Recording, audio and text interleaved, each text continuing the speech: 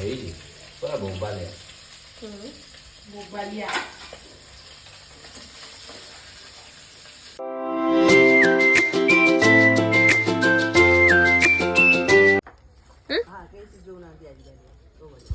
ଦେଖାରେ ଆଗ ତାକୁ ଗୋଟେ ଉଠେଇଦେବି ଆଉ ଆପଣ କଣ ନସିକି ଯିବେ ସବୁ କିଛି ଏଇଟା ବି ତ ବାହାର କରାଯାଏ। ଏଇଟା କୋଉଟା ଏଇଟା ନା ସେ ବାହାର ହୁଏନି, ସେଇଟା ତ ମାଂସ।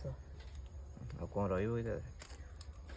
ଇଏ କିନ୍ତୁ ସେ ଭଳିଆ ନାଲି ନୁହଁ ନା, ଯୋଉ ନାଲି ଏଇଟା ସମୁଦ୍ର କଙ୍କଡା, ସେଟା ଇଏ ଚିଲିକା କଙ୍କଡା।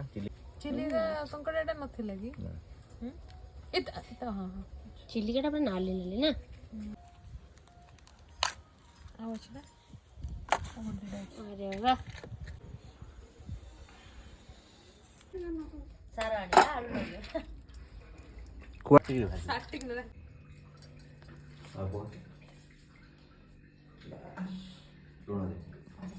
ଆଜି ଭାଇ ଭାଉଜ ମିଶିକି ରୋଷେଇ କଲେ କଙ୍କଡା ତରକାରୀ। ଓ କଣ ଲାଗିବ ଆଜି ପୁରା ମାଲ ମହୁ। ମାଲେ ମହୁ। ଆଉ ନା ଟିକେ ଆଉ ଟିକେ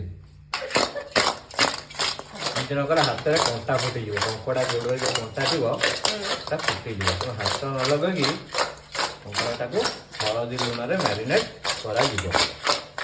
ହଉଛି ପ୍ରୋ ମ୍ୟାକ୍ସ ରୋଷେଇ।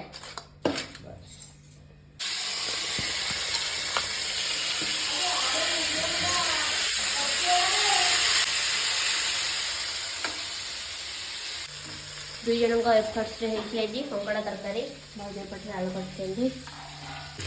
ଓ କଣ ହେଇଛି ପୁରା ବୋବାଲିଆ। ବୋବାଲିଆ।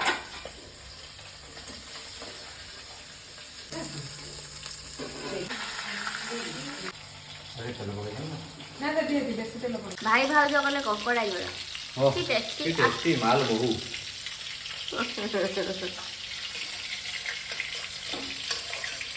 ବୋଉ ଖାଇଦେଲେ। ହ୍ୟାଲୋ ହଁ ପଡିଛି।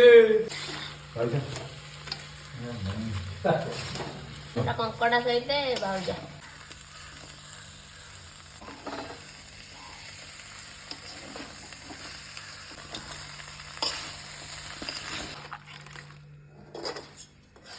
ଓ ୱାଓ କଣ ହେଇଛି ଭାଇ ପୁରା କଙ୍କଡା ଝୋଳକୁ ଭାତ ପୁରା ଏମିତି ଗୁଣ୍ଡା ଗୁଣ୍ଡା କରି ଖାଇବି।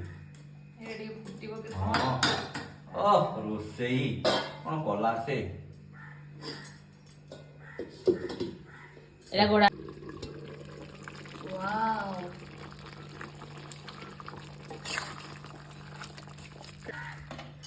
ବଢିଆ ଦେଖାଗଲା।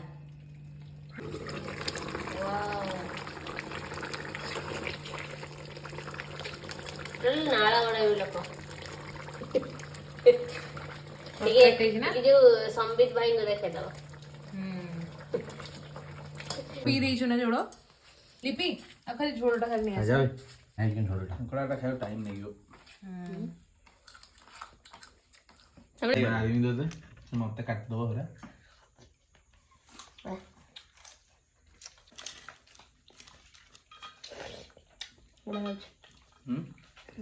ତରକାରୀ ବଢିଆ ହେଇଛି।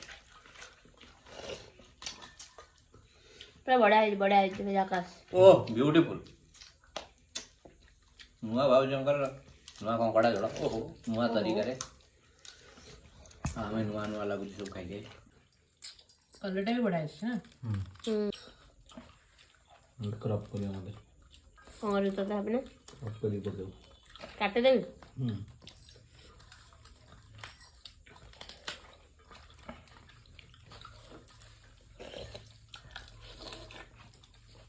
ଏଇଟା ତ ଆମେ ଏଥିରେ ଚଳେଇ ଦେଲେ। ଆମେ ସେ ଯୋଉ ଇଏ ଚିଲିକା କଙ୍କଡା କେବେ ଗୋଟେ ଦେଖିକି